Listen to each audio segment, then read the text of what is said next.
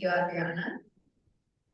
All right, so tonight we're gonna cover our welcome and introduction like we normally do in our CWG meetings. We'll then go through a brief phase 2 update that Tom will present on.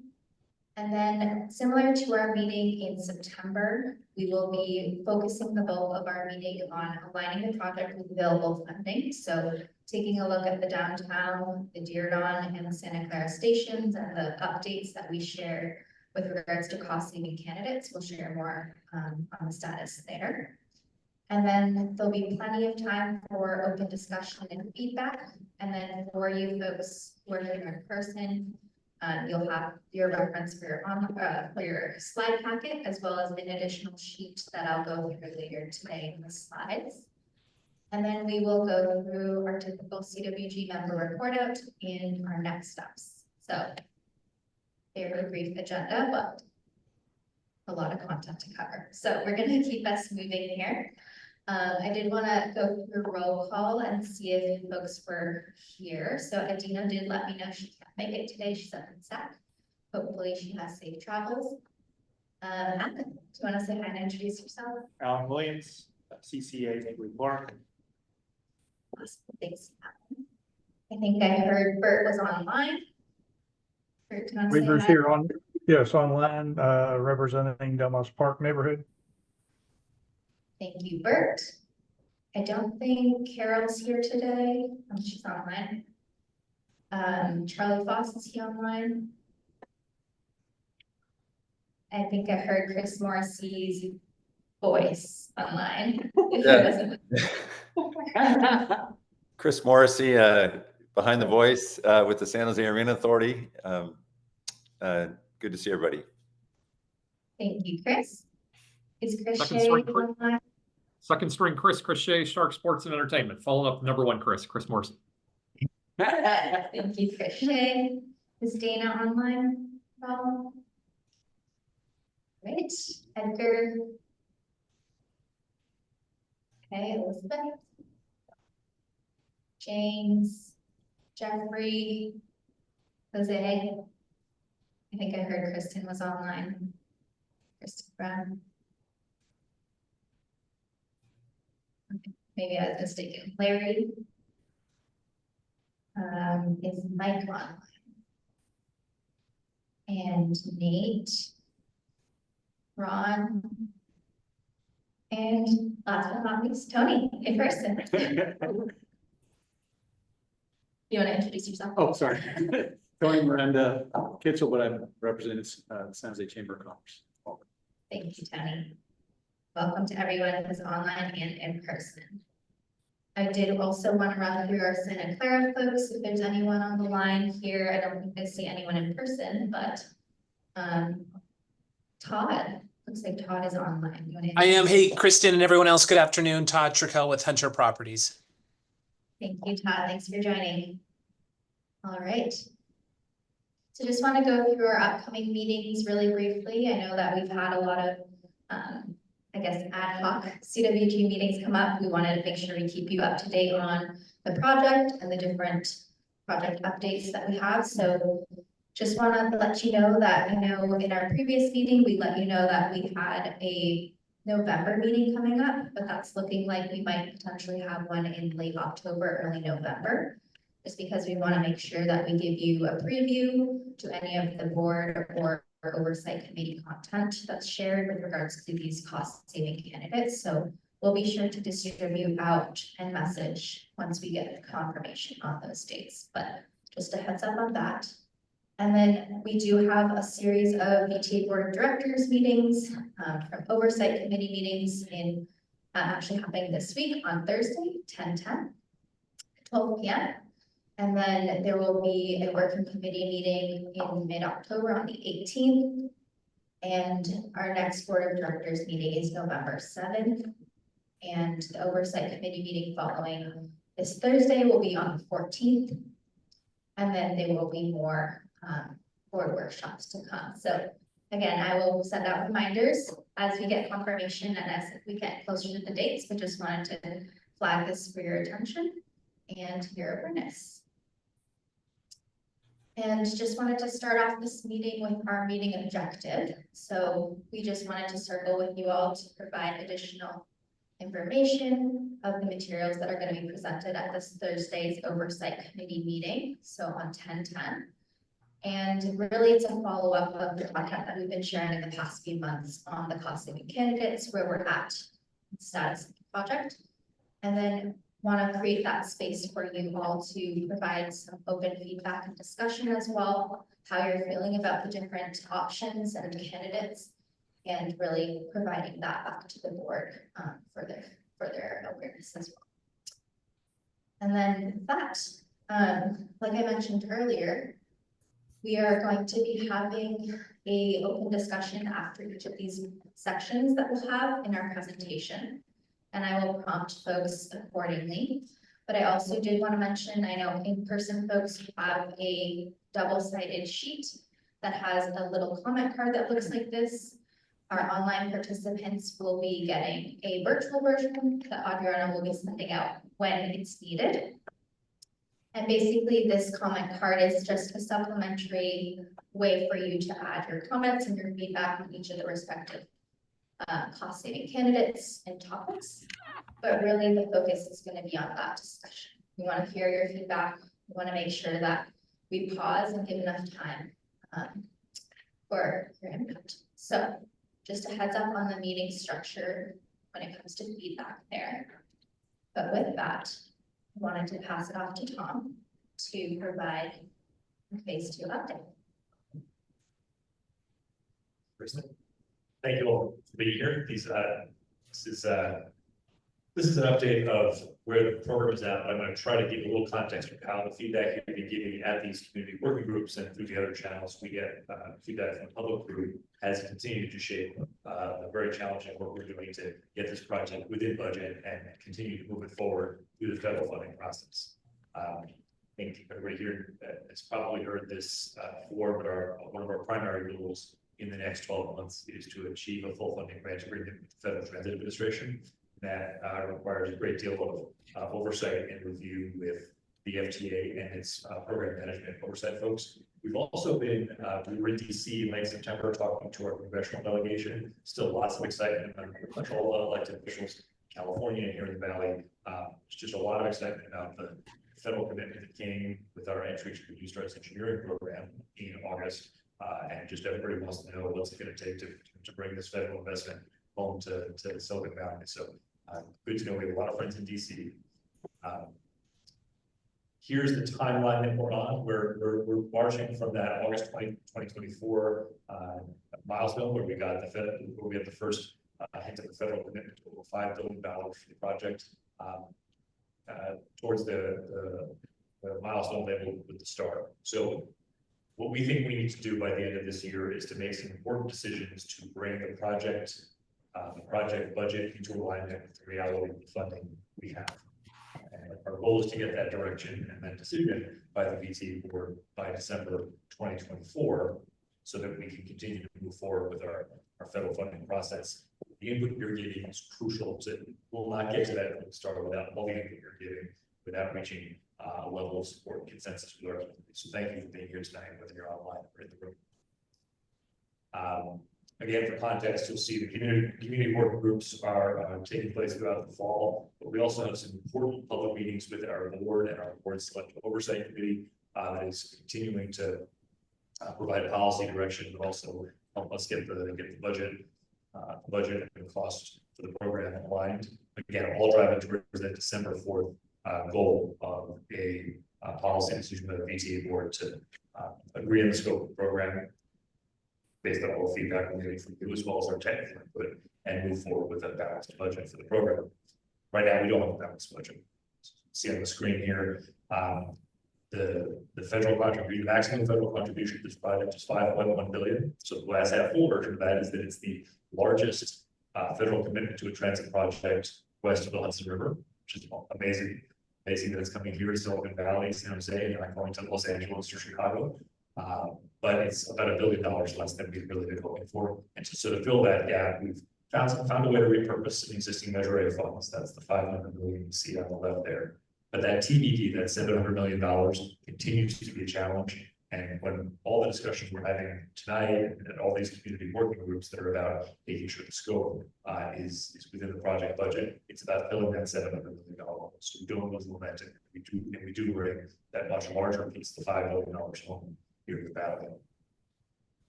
Final thing I want to say is that we will be doing a series of conversations with our board about a topic that, if you've been watching this project for a while, you know, just continues to be questioned. Stakeholders asking about whether this project would be cheaper if we built it or easier to build if we were to go to a more traditional twin bore construction method.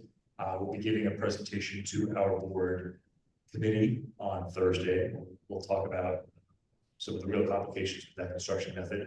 We'll also have a presentation from our partnership, the City of San Jose, both transportation and economic development staff, talking about the importance of both the resilience and potential of downtown San Jose, but also the fragility of the downtown economy right now post-COVID. So there'll be a public discussion of that coming up later this week.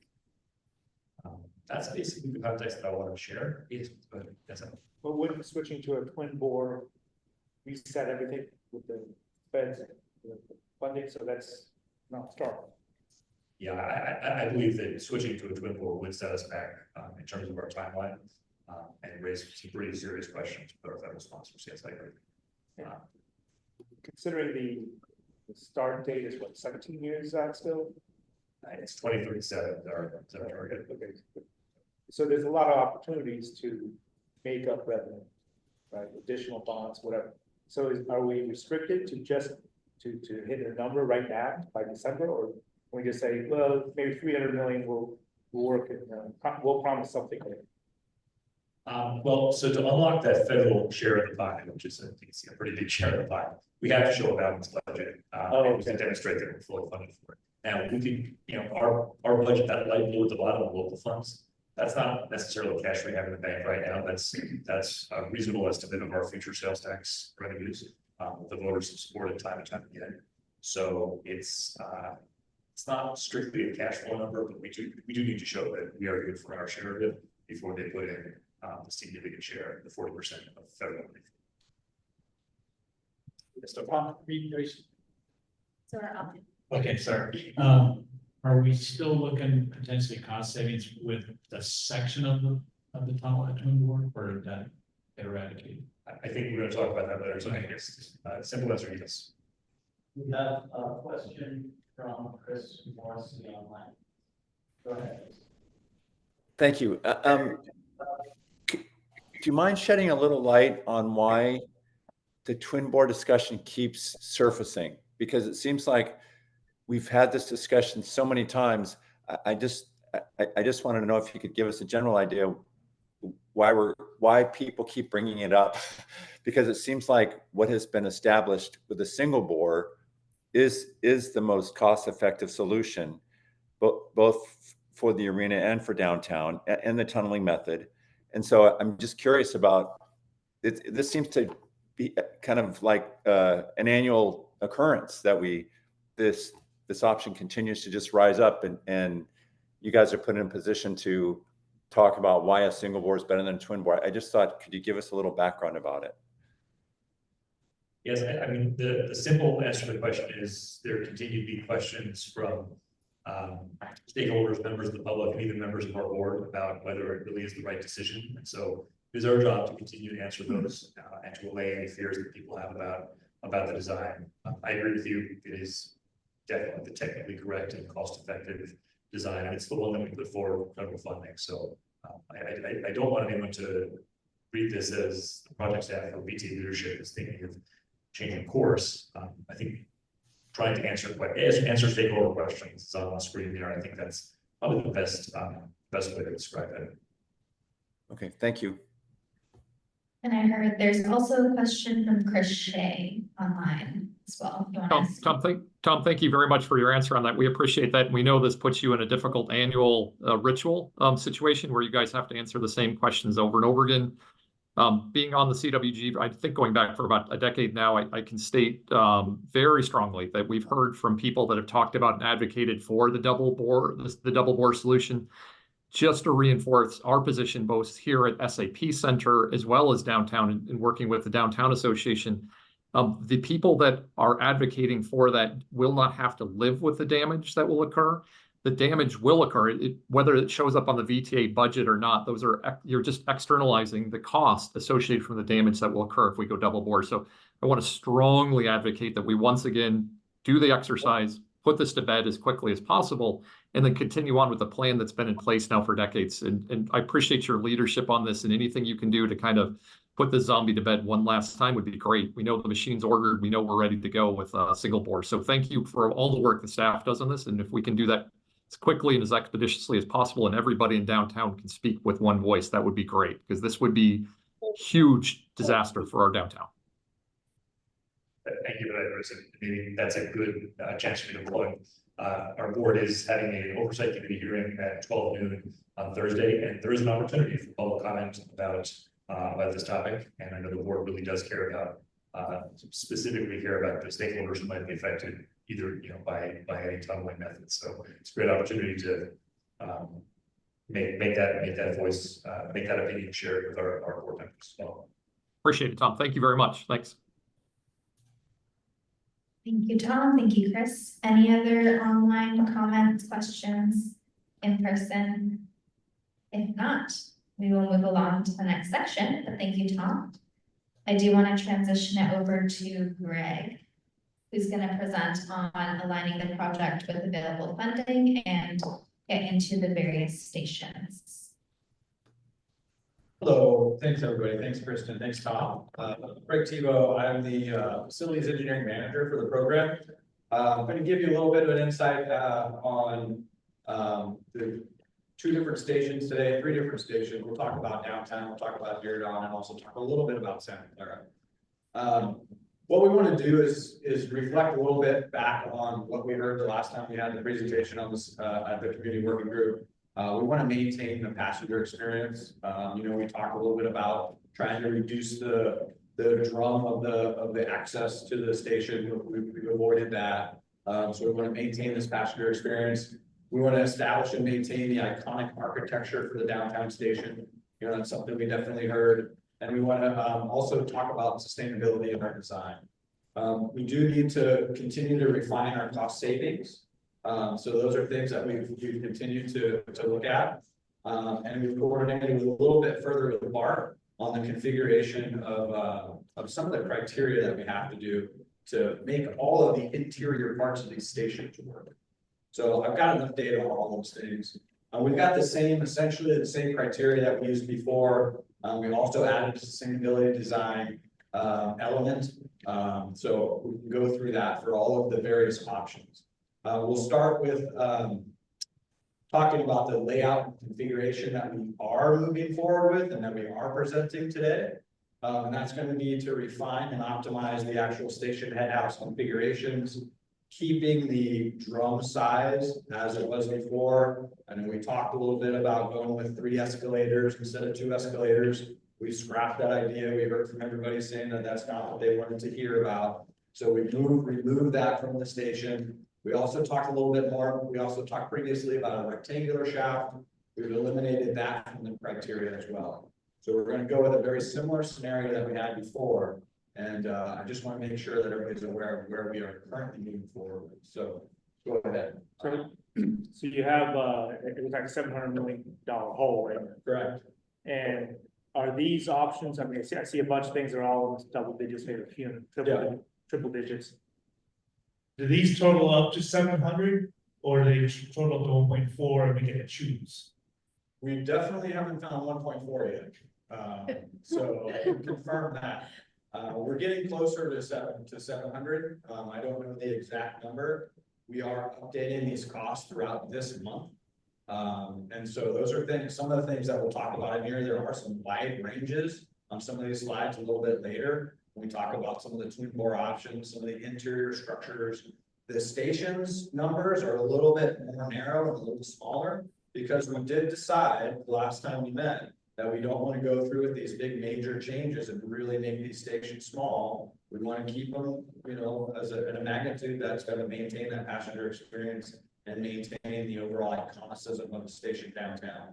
So those are the things that we've kind of reduced from our evaluations, but we still are looking to maintain achieving savings by going with some of the efficiencies that we need to elaborate on by the BART criteria, by some of the roof configuration changes, some of the things that are kind of going to get us down to the maybe $20 million savings per station.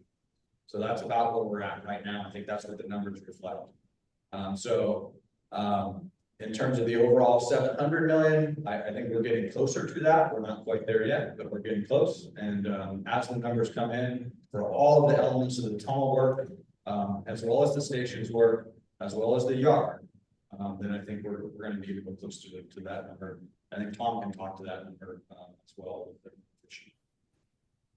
So if we say no to something here, you have to compensate 20 million. Yeah, we're gonna have to continue to sharpen the pencil. That's correct. So any other general topics, discussion, feedback? I know we've already kind of had a couple questions, so we get into more detail unless anybody else has anything to talk about. Anyone on the online front? All right, I'm sure lots of questions will come up later, so we'll get on into the station. So we'll talk about Diridon. This is a rendering of the Diridon station entrance area facing Santa Clara Street. So this is directly across from the SAP Center. So as you walk out of the SAP Center, this is what you would see. We currently are showing the previous roof line configuration, which has a single roof at one level, and then an additional roof above, which is a clear story roof. This allows for light into the building. Again, we did scrap this scenario, so a big red X for this. We're not moving forward with this smaller drum. We would keep the same size drum with the 2 escalator runs. We also decided against moving forward with a rectangular shaft configuration, right? So this is what we also talked about. You know, the current design, or one of the current elements of design, is in the upper right, which is a clear story roof, which allows for a more prominent roof line. We do want to maintain that prominent roof line and avoid that going with the smaller station. So we put X through that one. Just want to reiterate the same slides we did that last time. So this is the overall configurational update of Diridon. We do maintain a future build out for a TOD, a transit oriented development at the back part of that lot. So that would be adjacent to Post Street, or the future Post Street. We've got our SIF, which is the station's infrastructure facilities. That's all the elements of work that associate with operating this train system. It's all the elements of work that we have with BART. The yellow area is our station entrance area, very similar to what we had before. And then we're also maintaining some frontage along Santa Clara for some leasable space, some community space where we can have potentially some you know, various leasable options there. Hey, Greg. Yes. Hold the microphone there. Can I hold the mic a little closer to my mouth? Very good. Can you guys hear me better? Great, thank you. So again, this option for Diridon is to maintain that prominent roof. I just want to make sure that I reiterate that. We've got 2 different options for that roof line today to just talk a little bit about. One would be to go with a taller roof that surrounds the entire station, which essentially has 1 roof line. We will need quite a bit of space inside of that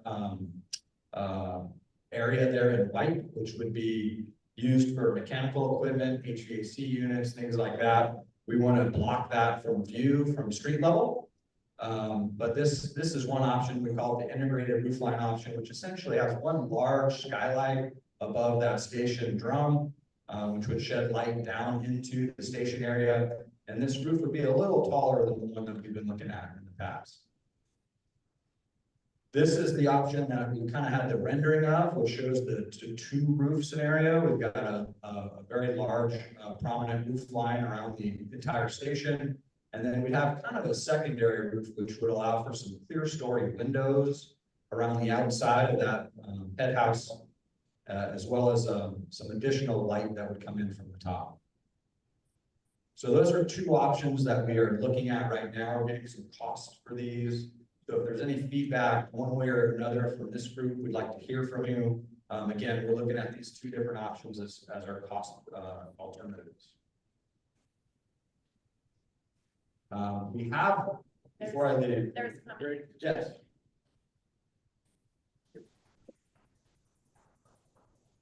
just so we can see the one where, you've got the larger skylight, it looks like that's mechanical roof well. Yes, that's correct. Versus a mechanical screen. That's correct. Yep. And wells are always a problem for us. Yeah. When we see these things just from a standpoint of maintenance, water issues, all those kinds of things, and not quite sure. I don't know how much you're really gonna see of the raised roof. Yeah. Sidewalk, you're getting clear story effect, right? That's correct. Yeah. So this does provide a clear story effect around the roof line. There's a little bit of overhang here. And then this is a screened element that would surround all of those HVAC equipment units that would be up on top of that roof, just like I said. Yeah, and those tend to be less expensive than the Yeah. wells anyway, so I'm That's hoping right. that those values would show. Yeah. I would favor that. Okay, no, that's a great comment. And that's good feedback. So it's very similar, like I say, this configuration where you've got kind of a view of the prominent roof line here, and then the clear story beyond. You can see that up above. We also have another question from Bert online. Sure. in regards to Go that. ahead, Bert. So I'm asking about the clear story. Does that mean that the walls around that part of the roof are glass? Is that what you mean, clear? I don't understand what that means. That one Yes, there, yeah. they would be clear and or glazed, or would have a screening effect. So there would definitely let in the natural light, and that natural light would come into the station entrance area, which is shown in yellow here, as well as reflect down into the drum and down this escalator shaft. So that's essentially the effect of this, is try to have a natural lighting scenario. And you can get that through the clear story effect of the first option, or with a skylight option that we have for that second configuration. Good. Okay, I understand. Thank you very much. Sure. We have one other question. Sorry, I'm new into the discussion, so just jumping in from an industrial design perspective. Sure. Has there been consideration for sustainability in the rooftop, like terracing or anything that might help in the, goal to kind of? Yes, we had looked at having a potential opportunity for a green roof in this area. And the consideration is somewhat off the table because of the loading conditions for the green roof. Plus, a lot of the elements of work in here are all highly critical in terms of fail safe. So we need to avoid any type of leaking happening onto these failure critical, train control rooms and circuits and things like that. So we really want to avoid that condition.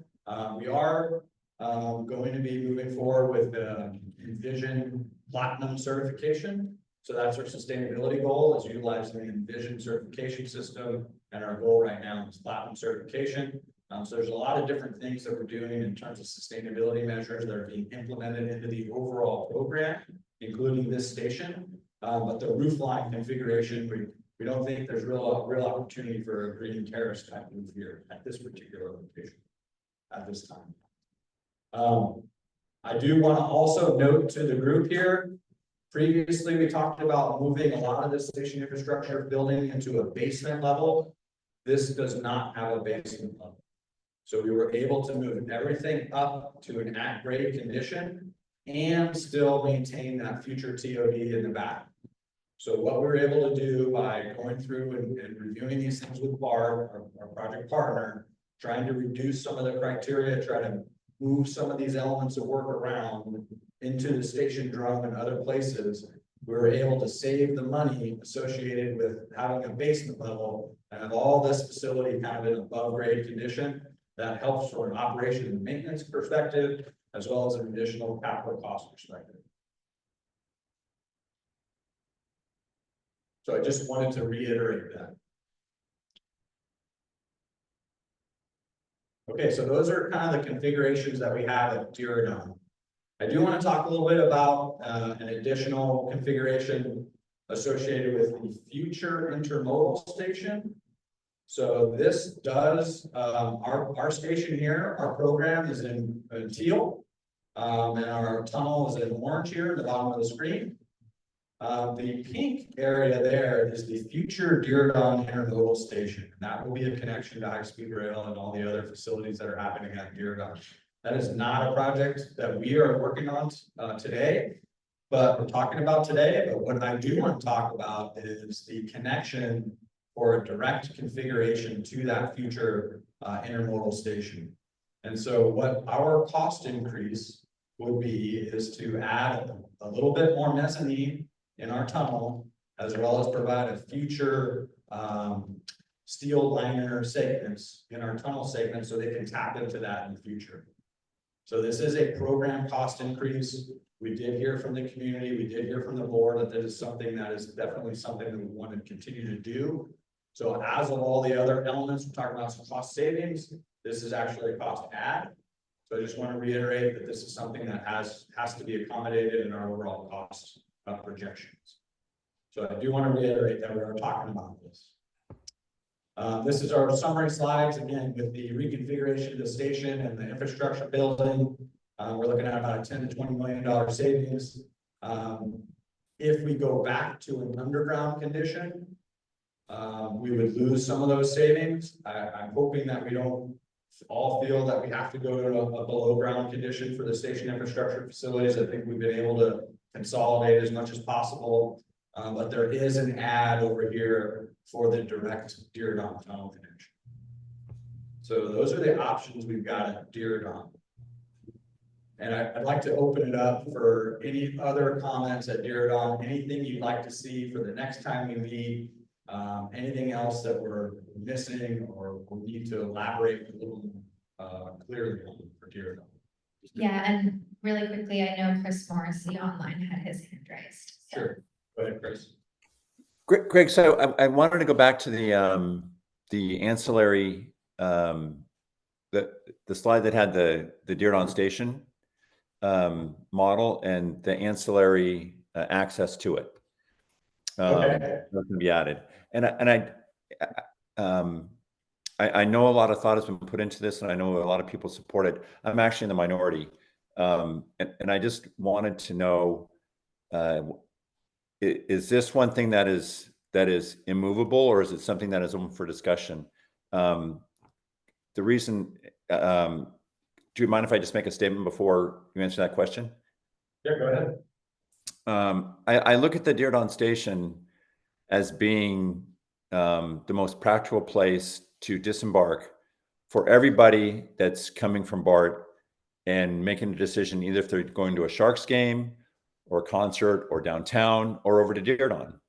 And I look at that area that you have between the station, the BART station and Diridon as kind of we can call it the arena courtyard or the BART or whatever you want to call it.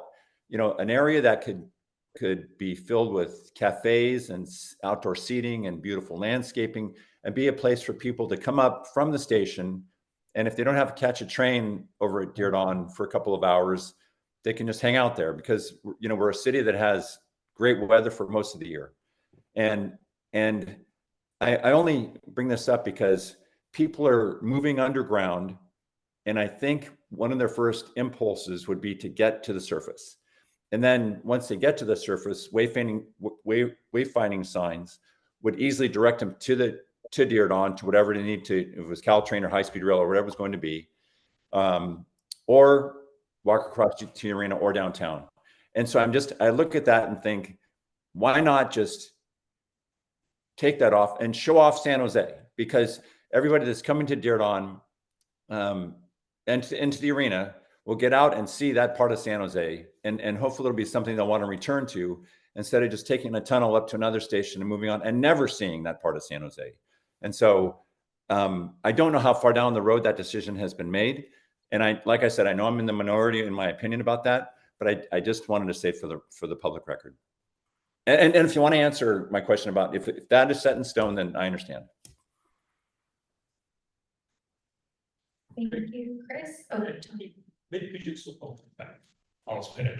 Just to be really clear about what's in yellow on the screen. I think Greg explained it, but I'm going to repeat what he said. What's in yellow on the screen is not proposed to be built as part of the BART program. I think this is what's being shown as the ability to build that in the future.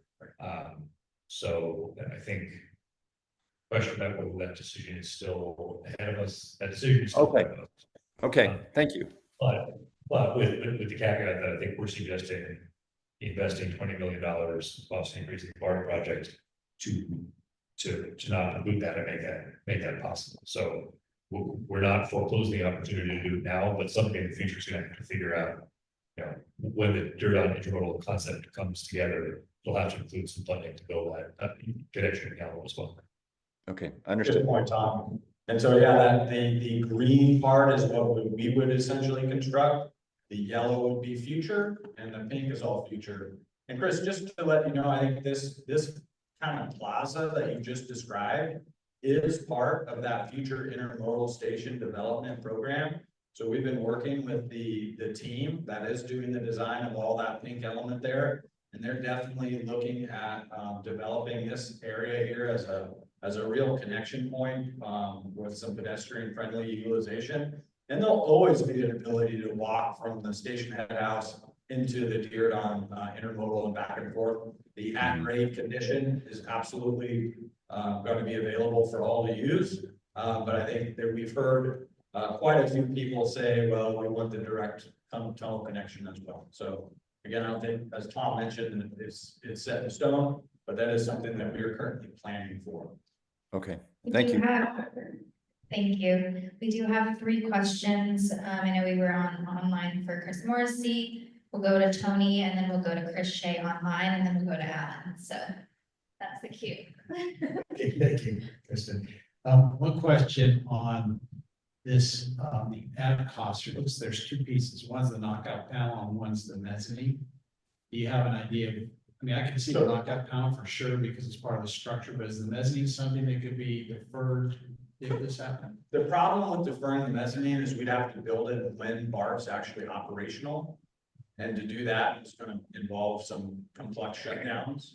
And so it's actually much, much cheaper to build that mezzanine build out now. And we do it just as part of our overall interior station build out and not have to worry about shutting BART down, you know, once it's operational. That'd be kind of the worst case scenario, right? We open up the service and then have to shut it down and build something mezzanine. The other thing was just the numbers, looking at that slide, for the cost pieces, it was the ad was plus 15 to 20. That's right. And then the summary has 20 to 50 on the ads. Yeah, so the summary includes both the connection for the direct tunnel connection, as well as if we had to move all the station infrastructure elements below grade. So remember, we met 2 times ago, we said we're going to bring everything above grade. Everyone said, no, bring it down below grade. We said, okay, that's going to cost us $25 million. So as long as we don't make that decision and we can keep things above grade, which is going to be beneficial for operations as well as capital costs, then we don't have this full $20 to $50 million increase. Okay. We would only have the 15 to 20 for the direct connection. Thank you. Yes. Thank you, Tony. Thank you, Greg. We'll go to Chris Shea online. Yeah, thank you guys very much. I know these are tough decisions. I much like when we started talking about expanding the Diridon station in the summertime, I'm all for elimination of risk and elimination of cost that is not pushing externalities on other people and other groups. So I think this would be wonderful future proofing if we can afford it, but 20 million sets us on the road for the 700 we have to all save together. So as tough as this sounds, I just don't see the value proposition given where we're at with the budget. If we had the money, or if we're even anywhere close to being a balanced budget, I would say, yeah, let's put the future proof in, but I just don't see how we can keep adding things when we're in a deficit situation. It's always the stop digging is the recommendation. So that's my 2 cents. Thanks, you guys. Thank you, Chris. On to Alan. Yeah, I'm looking at an appointed commuter that's trying to get home that day, trying to get to work, get to a scheduled meeting that day. And we all know how train and BART do not run on time. There's going to be delays. If it was perfect, you kind of know your timing, you can get there. 2 minutes late on your train, BART is going to be on time. You got to run. If you can save 2 minutes on an access, that is worth it to be able to get home on time. And this is for the next 50 years. So I think that is critical to support that. That's my 2 cents. All valid comments. Thank you, Alan. No more online comments. I do want to keep us moving for the sake of time, but want to remind folks that in person, you do have this sheet. If there's any lingering thoughts or comments on specifically the Diridon station, and online, Adriana has put an online form in if you have any lingering comments or questions there. So with that, we'll move on to downtown station. Great, thank you. All right, so just want to kind of reiterate the vision for the downtown station. This is the overall concept for a potential build out. This is not exactly what it would look like in 2050 or 2040, but this is something that is the vision for the block between Market and First Street, which surrounds the station that we are going to be building. So again, this is our station area here. We have a plaza behind that station. We have a paseo that we will be building that connects Market and First Street, and then here is Santa Clara Street and the facade facing that main entrance. So ultimately, this is the general configuration of what could happen in this area. I just want to make sure everybody's aware of that. One thing I do want to knock out right away is this rectangular concept of shifting off of Santa Clara. We heard loud and clear that's not what we want to do, so we've taken that off the table. We've also removed the cost savings measure associated with going to less prominent roof. So this is a concept of an arch, gateway arch configuration of the Diridon station. We are continuing to utilize cost-effective station materials. We do want to maintain that iconic presence. So that's our dramatic presence facing Santa Clara. We want to make sure we reiterate and look at that as the main station entrance. We will have a station entrance that faces the plaza to the back. It will be less prominent. So I just want to make sure that that's kind of what we're moving forward with. And again, those station infrastructure facilities, all those very complex mechanical, electrical, communications elements, we're looking to try to make those as most effective as possible in terms of space planning. I'll show you a couple of complex slides of those a little bit. But again, this is the overall build out of our program. We will build the station. We've got two wings of gray here next to the station. Those are our station infrastructure facilities. We do have the paseo, which connects Market and First. And then we've got a plaza build out here. These are a bunch of bike lockers that we're currently planning for. We've got a few different options we'll be talking about. We do have one small building in that back station facilities. We're looking at maybe consolidating those bike lockers into another building and maybe moving some of these stations facilities back into this area as well. I do want to reiterate that all of this plaza, we do have one complete basement level underneath that. So we are maintaining a full build out basement of all the mechanical equipment that's underneath that plaza area. This is the overall entrance of the station. So just to reiterate, we will maintain the station drum, the large diameter. We'll have two escalator runs going up and down, two escalators each way. They are bidirectional. We'll go three up, one down, three down, one up, depending on what's happening. Fare gates, both facing Santa Clara and facing the plaza in the back. Great. Yes. On slide 36. I was just noting on slide 36 where you have the bicycle parking. That's going to be a day one condition, but we fully anticipate with the TOD build out that we'd have ground floor bike facilities that those could move into so that the plaza area becomes a true open space for the public. Great point, Jesse. Thanks for talking about that. Same thing at Diridon. I didn't mention that we do have bike parking in a plaza area where that future TOD goes. And then ultimately there will be some bike storage rooms that will be integrated into both of these station locations and or adjacent TOD development. This is a general isometric of the station. Again, we've got our drum that ties into the tunnel down below. We've got our elevation of the station itself, our prominent facing Santa Clara facade, and then the plaza in the background. The next slide shows the complexity of what's inside that station. I don't know if you guys online can see all these, but each one of these colored elements is a piece of either electrical conduit, mechanical ductwork, safety configuration elements, batteries, switchgear, all kinds of things. If you want to know what scale it is, see this little dot right here? That's a person. So you can see the dot in the corner. That's how tall a 6 foot tall person is. And that's how much gear we have in that facility. So when we talk about trying to make room for things and shift things around, all of these elements are modeled currently. We've got thousands and thousands of hours of effort to get these things space planned out. We are trying to make them as efficient as possible. So I just want to let everybody know that every time we start moving some of these things around, we got to move every single little element around. So these yellow elements down here, those are where we call them the adits. So that's about how tall those connections are from the station that tie into the tunnel. So like I say, a person would be maybe half or a little bit less than half of the height of one of those. So there's a lot of gear that goes inside of these stations.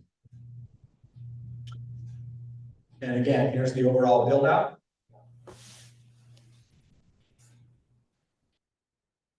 And we're looking at still in the $5 to $25 million range in savings if we can make all these efficiencies happen.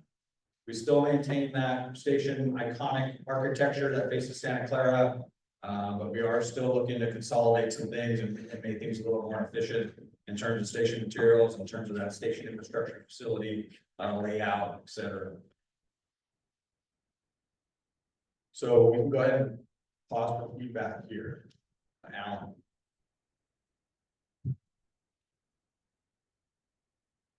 When I look at this, it's like I believe the Diridon station needs to be iconic.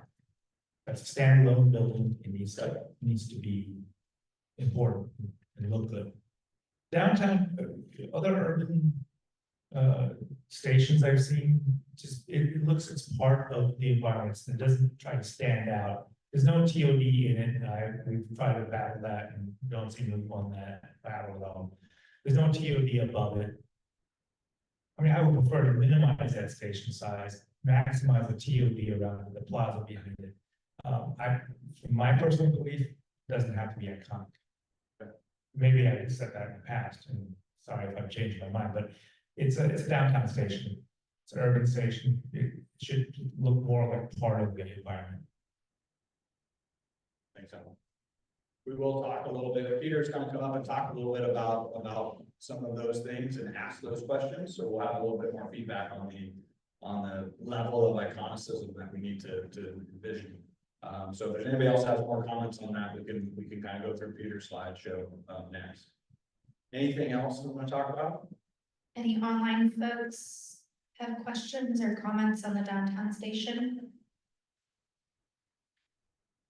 All right, if not, then we can move on to our next section. Again, if there's any lingering comments or thoughts, feel free to fill it out in the form that Adriana sent, and then also on your papers, we'll be collecting those at the end of the meeting. Excellent, thanks, Kristen. So just to recap real quick, we did have some working sessions in May, in June, and September. We've got our feedback today. And then we'll also have some more follow-up meetings, as we said before, in the end of October, early November, and then another one, I think, in December. Is that correct? Yeah, late November. So that's our timeline. I just want to reiterate, this is what we've done this year. This is what we've done this year. We've had a lot more before this year, but we just kind of want to recap what we've kind of done in terms of this year. So I'll go ahead and turn this over to Peter Sokolov, and he's going to talk a little bit about kind of some of the things we've heard in the past from both the DRC as well as the community working groups, and talk a little bit about some of the concepts that we're presenting at the downtown station. Thanks, Peter. Thanks, Greg. Hi, everybody. I'm Peter Sokolov. I am one of the lead architects working on the design of the stations. And here specifically to talk about downtown station, this afternoon. This slide shows a lot of the feedback that we've heard, both from, this is from going back to the original, design review committee meetings we had a couple of years ago. And then also back in June, we had the second round of DRC meetings, as well as feedback from the city. The idea that the station should be an iconic structure is something that we've heard, continually, and it's part of the topic for this discussion. We want to get your input and feedback, and as we're in the process of working on the design of the station, it's definitely not a complete design at this point. It's good to check in and show you where we're heading, show you a few options, and try and get your opinion rather than showing you something that's already finished. So this is really, think of it as a working session and a work in progress. Some of the other key things that we'll talk about are whether the station should reference more the cultural diversity and history of San Jose, or think more towards the future and whether it should be representative of a gateway to Silicon Valley. San Jose State being close by is also important. So all of that feedback is in our minds as we're working through responding to that first meeting that we had, and rethinking the station design, and also looking from a lens of those cost savings and wanting to make sure that we're designing something that is within the budget. So I think the first topic of discussion is to get everybody's opinions or thoughts about what represents iconic architecture. It's a term that's used a lot, both on this project and just in general. There's not necessarily a set definition to what defines iconic architecture, but some of the things that we have discussed as part of our design team internally and interested in getting your feedback are, some of it is about purity of the architecture. Iconic architecture, that what we think of tends to be something that's very simple, easy to understand. You kind of get it when you see it immediately, and that simplicity and elegance kind of comes through in the design. Easily recognizable, I think in that sense, it often stands out from its neighbors rather than blends in. And it has a presence on the street, so it's not something that just kind of looks like everything else. And often with iconic architecture, there's one grand gesture, there's one thing that you look at and you immediately see what the design intent of the building is. Timeless design, I think, is also part of what we think of as iconic. Does the building still look iconic 100 years from now as it does today? It shouldn't be something that kind of is just whatever the latest style is. It has to stand the test of time. And that also refers to the materials. The materials have to be of a good quality and durable so that it doesn't start falling apart after a few years. And then the last point is just saying iconic doesn't necessarily mean distinctly San Jose. So it might be that it stands out from what we think of as surroundings, but that still could be iconic in some way. So I'm not saying that it won't represent San Jose. I'm just saying when we think about iconic architecture, sometimes it is something that is actually in contrast to what's around it rather than trying to fit in. So before I go on, I just want to hear if there's any feedback or any thoughts about this, if other people have views or opinions about what they think represents iconic architecture. I see one person already has their hand up, so. And if you could state your name, that'd be great. Hi, my name is Coper Scott from San Jose State Industrial Design Program, adjunct professor. So I've been thinking about it for a long time. I grew up in Cupertino and spent a lot of time in San Jose growing up. My biggest, I guess, grief is that there isn't that. What is the culture? What is the vision? What is the design of San Jose State that makes this uniquely Silicon Valley's art? And I think this is a very, very awesome. It's so timely to have this in our plate. So I'm, prefacing it with that. Not that I have an answer. I wish I had an answer. But I think that you're on the right track. I would ask those questions about what are the values in the city, because architecture always refers and it references the values of the time, the space, environment. And those things are symbolized and immortalized in buildings and materials in architecture and things like that. You know, when you think about the Bauhaus and the structures really, and when you look at brutalist buildings, and there's a very distinct energy to that.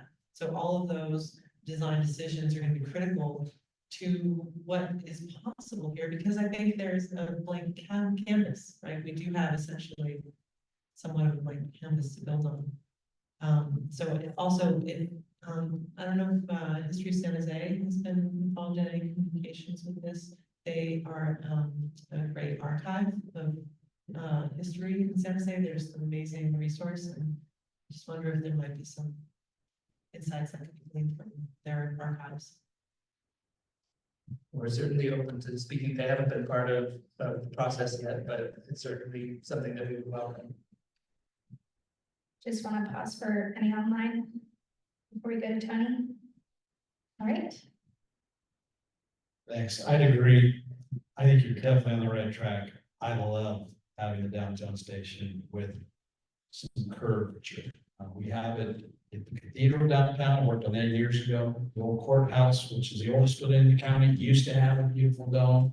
We have domes with Omnimax over at the Tech Museum.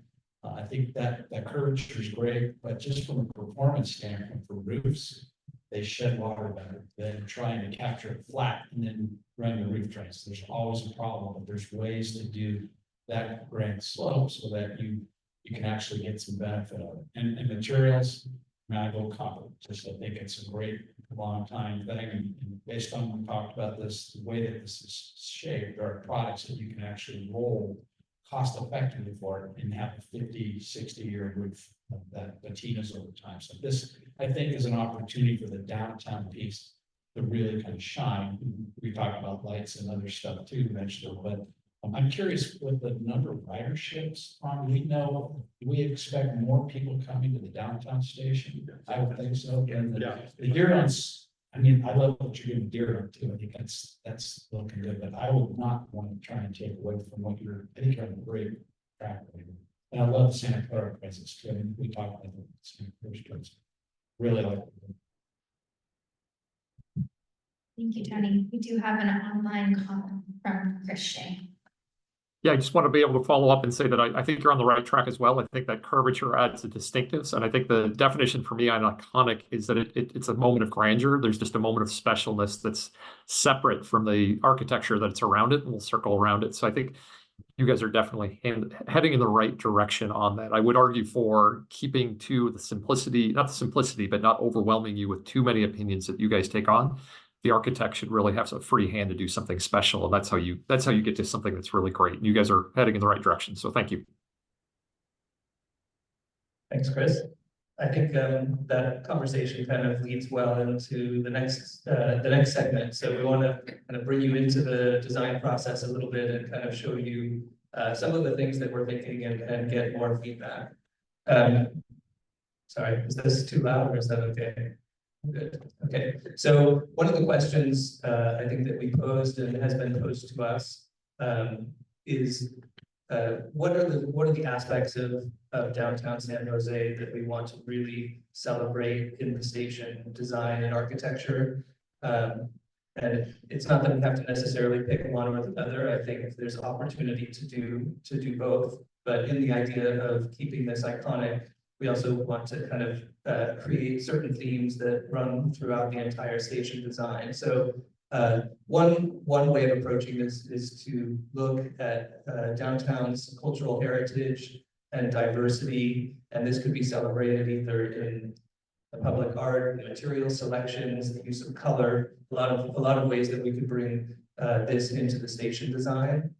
And another more forward-thinking approach might be to think of this station as the gateway to Silicon Valley, and to look at the type of use of technology and use of more modern materials as part of the station design. Those two things are not necessarily diametrically opposed, but they're things that we are thinking about in terms of developing the palette for the station, or the color palette, the material palette.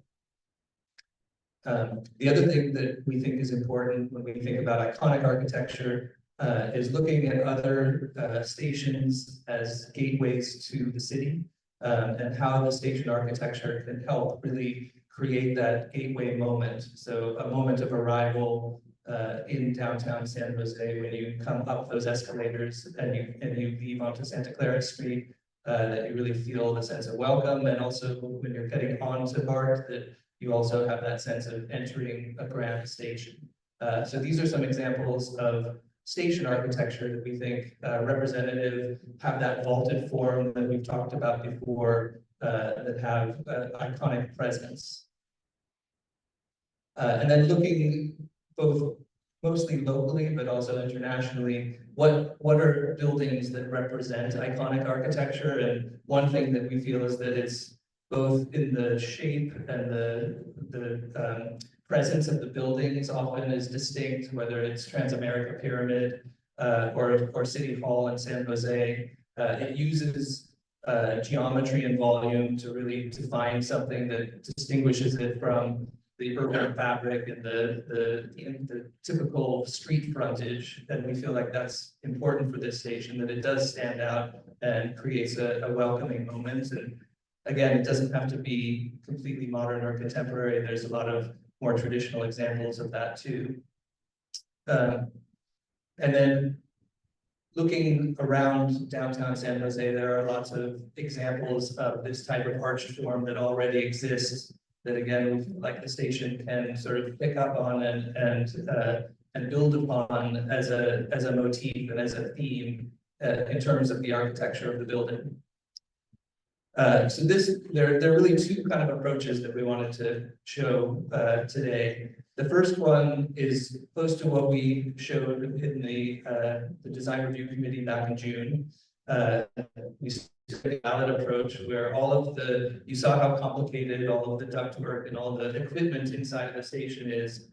Basically, we've pushed all of those elements to those wing walls that are on the side and tried to create as much of an opening through the middle to create visibility from Santa Clara Street into the plaza as possible, and then create a floating roof element that sits between those two wing walls. And then we have a marquee that's at street level that references in some ways that kind of historic presence in the old cinemas that used to create these kinds of openings within downtown. So it has a little bit of old and new to it.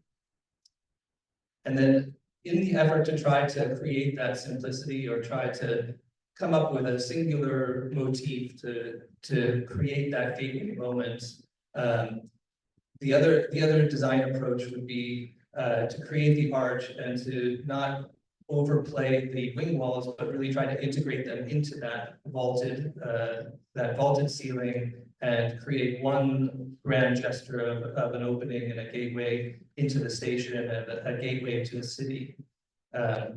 And one thing that we like about this is it has the opportunity to not just be the front facade, but that it actually comes into the building. And again, rather than distinguishing those two wing walls as being these rectangular blocks on the inside, that arched vaulted shape would then also come to the interior. And you can see with those small ribs that come across the top, that those could potentially be integrated into lighting and other approaches so that you have one kind of theme that carries through. And then this is a view looking straight on, which shows, I think in all the station design, you go into a very dramatic shaft, which takes you down to the platforms. This circular shape and the vertical circulation floating within that, we think is beautiful space and going to create a great passenger experience. And then when you look up in this second version, you have this kind of arched form that you see. And we still think that the floating roof option is still also a valid option, but this is what we're currently kind of playing around with and thinking, again, going back to that definition of iconic architecture, are there ways that we can make this more of a singular gesture? And so we just want to get everyone's thoughts and feedback. We should be upfront that these are in process. We have not priced these or anything. They're more ideas than they are fully fleshed out designs. But that's why we're here, because we're interested in getting everyone's thoughts and opinions, and are we moving in the right direction? so that we don't spin our wheels too long before coming back to you the next time. So just as a way of sort of starting a conversation and getting feedback, here are a few questions that we came up with. You're welcome to either answer these or come up with your own comments or thoughts. But the first question is whether you agree that the station, in order to be iconic, should stand out from its neighbors or blend in. Alan, you were saying before, maybe it should be more blending in rather than stand out, but I think curious to hear other people's opinions. Do you think this gateway arch concept improves the station's visibility and enhances its civic presence? And in your opinion, should the downtown station tend more towards celebrating San Jose's rich history or looking forward as a gateway and capital to Silicon Valley? So those are just some topics for discussion. We do have a raised hand from Chris Morrissey online, and then we'll go to Kumar. Great presentation, and beautiful concepts. And a lot to think about. Very good questions. I only have an aside. Knowing that maybe hopefully some significant percentage of ridership will be students going to San Jose State University. Would there a way of thinking about, not in the design, of course, I think the designs are outstanding, but in the art, about incorporating San Jose State's rich heritage as well, culturally or athletically, like the statue they have right behind the library of Tommy Smith and John Carlos with their fists raised. You know, that's iconic history that people around the world know about. So it's more of an aside, as maybe do you add anything that also introduces San Jose State University to the world when they get off at that station, because it's beautifully done. Thank you. It's a good comment. That is definitely on our minds. We had more slides than we showed today. So one of our slides was dedicated to San Jose State and trying to make that connection. So whenever we do our next round of discussions and we get more into materials and locations for artwork and types of artwork, we would love to try to bring in San Jose State University and that kind of connection into the station design for sure. We'll go to Kumar. Hi, yes, thank you. It was a great presentation. I'll echo that.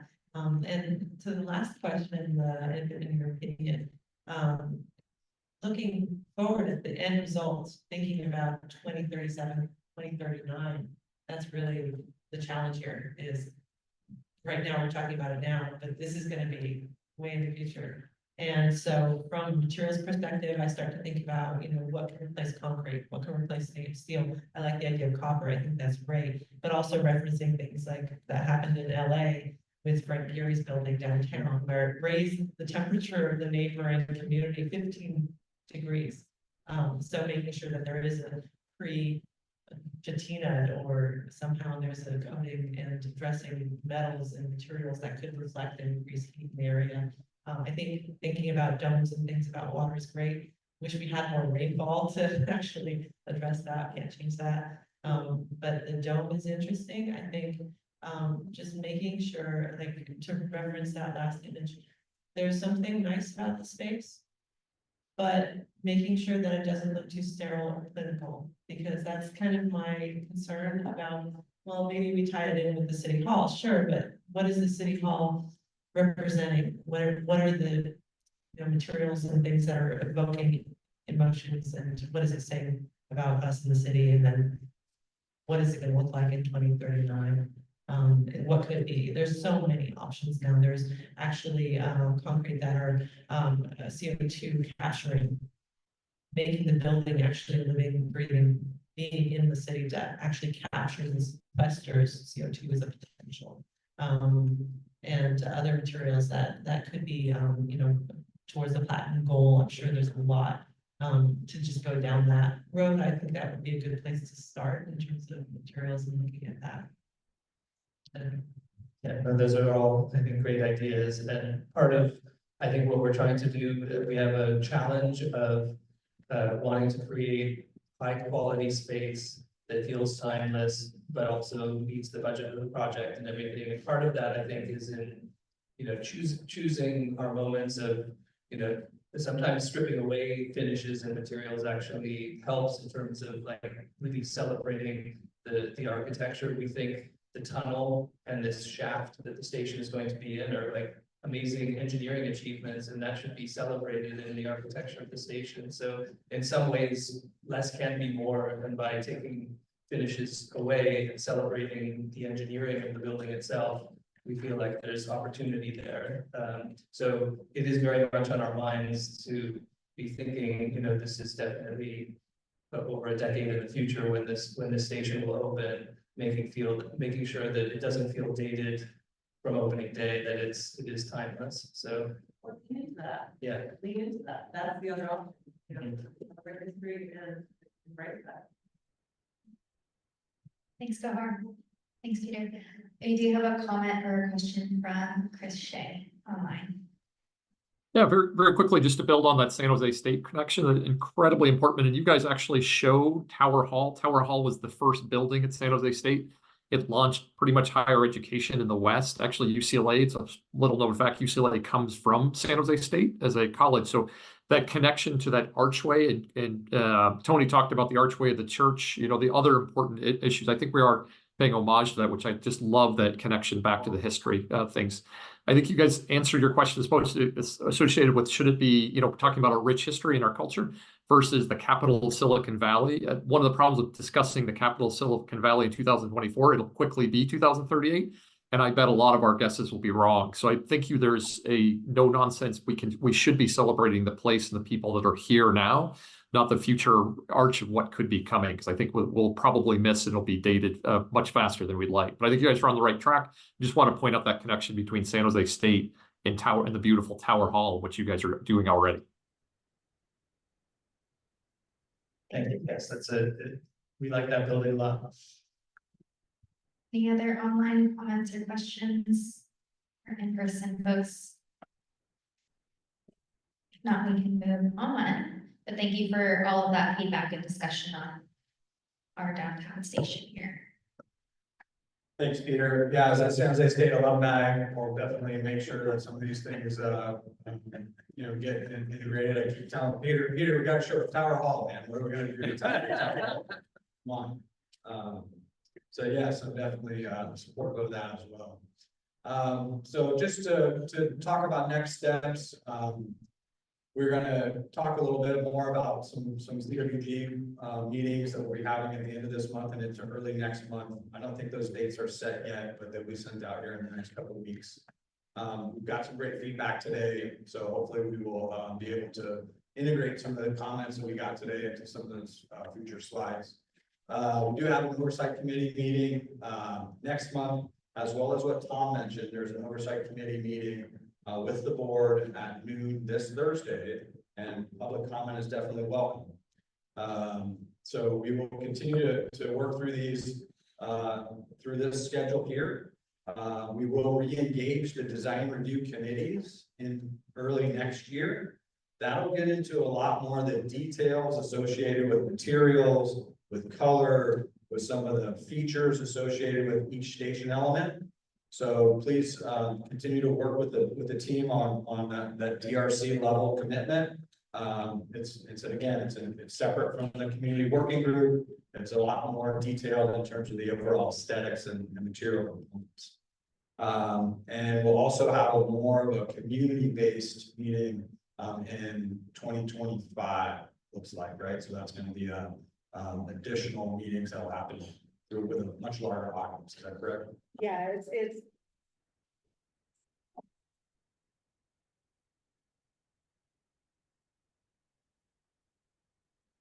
Yes, we will have in-person engagement as well as online engagement for the general public after we initially meet with the design review committees, so that the larger public can also engage on the station look and feel.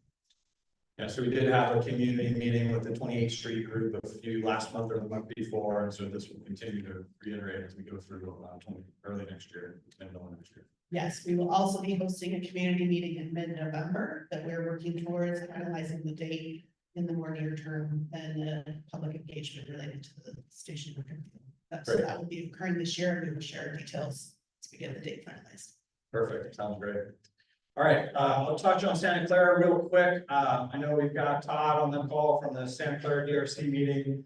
The last time we talked about is a much smaller head house configuration. We are not going to move forward with that, but we are going to move forward with a little bit of a structural efficiency change. We're going to make this structure a little bit more efficient and effective, and we're also going to increase the passenger flow by going with fare gates at both the Brokaw facing entrance as well as the Champions Way facing entrance. So that is a change that we had from previous designs. We will continue, for those within Santa Clara DRC, we will continue to implement the orchard concept design. I know some of the slides that were sent out earlier may not have reflected that perfectly, the ones that were sent last night. We're going to continue to iterate the design of that head house structure to make sure it does comply with kind of what we all worked so hard on before. So I did want to discuss that we are maintaining that concept as well as opening up the passenger experience and the passenger flow from Champions and Brokaw. This does show a little bit of a new concept. Again, the way that this head house is configured, the way that this roof line is shown is definitely up for additional discussion. But this is a current general concept to show us a more efficient structure anyway. Is there anyone else from Santa Clara here that wants to talk about any of these items? I believe it's just Todd online. If Todd, do you have any comments or questions? Yeah, I'm fine right now. Thank you for the opportunity. Thank you, Todd. Thanks, Todd. Thank you. Okay, and again, the cost benefit were the previous DRC discussions had an increase of $10 to $15 million. I think with this structural modification and with some of the material component configurational updates, we can really balance the budget here with both of these different alternatives and make sure we do integrate the DRC commitments for the station garage facade as well as the orchard pavilion style for the entranceway. Okay, so the next items we'll talk a little bit more about quickly here, which we did get into last time, are the various tunnel items as well as a little bit related to the yard. Most of these things you won't even see or know about when this thing opens in 2037. It's all below grade. It's within the pasture. It's within the train and travel way. So a lot of these things we won't see. But again, we're looking at trying to optimize the structural configuration of how the trainways are supported inside the tunnel. So we're trying to look at some new options to not have so much of a bridge concept, but more of a fill concept. We've got two different scenarios. It looks like the one on the left is probably the one that's making the most sense financially. So we're continuing to look towards that. We're also still looking at trying to utilize as much as the excavated material that comes out of that tunnel. There's a lot of programs related to the salt ponds, which are just north of here in the Viso area. So we're trying to look at both transporting material to that facility as well as reusing it up there. Tom mentioned earlier this twin bore scenario for the entire length will be discussed today, Thursday. However, we are looking at a partial twin bore scenario. We're not sure if this is going to pencil out financially and also in terms of cost schedule. I'm sorry, schedule savings. But we are looking at this potentially to just have a twin bore scenario from 28th Street out to where we tie into the various alignment or what we call the East Portal. So we're looking at this as configuration. What this does is allows for a single bore to start in Santa Clara at the West Portal. At the same time, we could start at the same general timeline to start at 28th Street and have a concurrent activity that would happen to go to the East Portal. So those are the real schedule savings that we're looking into and making sure that we can validate those. It does include buying a new or a refurbished tunnel boring machine, which is a much smaller machine, and they're much more readily available. But it does have a cross participation issues. It does have a lot of issues that we talk about that we do not want to do for the downtown corridor. So all the things that we know would impact the downtown corridor would happen here. However, this isn't the downtown corridor. This would happen. 28th Street, we would potentially go with an open cut scenario. But again, we're still looking at all the different components here. I'm not sure if it's going to pencil out financially and schedule savings wise. We're also working with BART on the overall configuration of the yard itself. We will have a yard here at Santa Clara at the New Hall Yard facility. We're just looking at maybe not building all of the storage traps that BART had envisioned. And so we're working with BART on that overall configuration. We're also looking to try to, as I mentioned before, the station infrastructure facilities. We're trying to consolidate as much as this BART criteria as we can. We've got some savings here that we're looking at.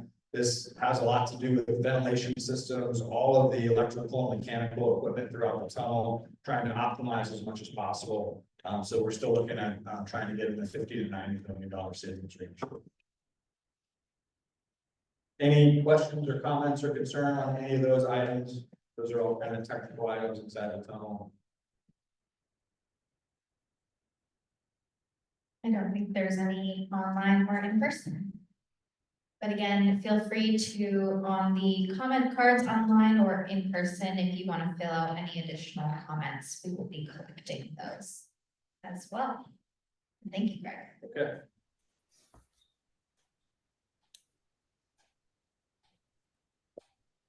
All right. Now I want to transition over to our report out section of our meeting.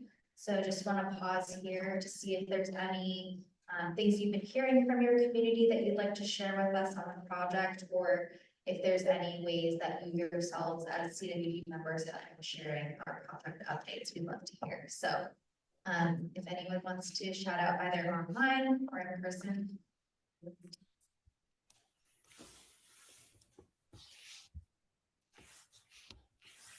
This also includes Todd as well on the Santa Clara side. All right. Hearing none, we will. Oh, I think there are two. Chris Morrissey and myself. Oh, sorry, Chris. Go ahead. Chris, you go ahead. I was just going to mention that this project has been discussed on a regular basis at the San Jose Marine Authority Board of Directors meeting. And I will be reporting more details about today's meeting at our board meeting later this month. Thank you, Chris. Appreciate it. And Chris, really quickly.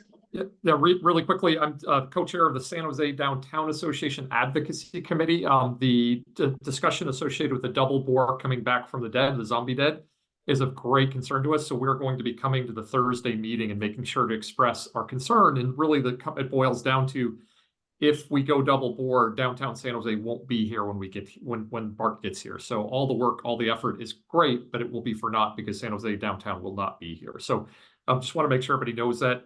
Within the VTA staff, we'll be sharing that with the board members who are considering this as a possible bring it back from the dead option. So thank you guys for letting us know and all the great work that's gone into this. We're all super supportive. Thank you, Chris, and thank you for carving out the time to share this with the board as well on Thursday. We really appreciate that.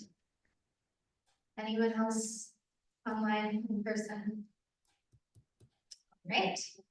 With that, I am going to transition over to our next steps here. So as mentioned earlier, we will be having another meeting series end of October, early November. And this is really a preview of the next oversight committee meeting. So we're still penciling in a date and confirming that, and we'll share once we get a confirmed date. And at that meeting, we're going to be sharing another phase 2 update, an update to the cost saving candidates that were shared today, and also a general construction update. And then following that meeting, we'll have a late November, potentially early December meeting series as well. And this one will be a final update on our cost saving candidates, just a status update of that, as well as a preview of the December VTA board presentation. So want to note that these meetings will be separate. I know that we've had combined meetings in the past, but we're looking to separate these three for these next few series. So appreciate your patience and flexibility. I know we've had a lot of meetings pop up, but appreciate your participation in them through and through. So with that, we will adjourn. We plan to end at 6, but we will give you, I guess, about half an hour max. So really appreciate your time for coming in person and online, and hope you have a great rest of your night. Thank you. Yep. Thank you so much. Thank you.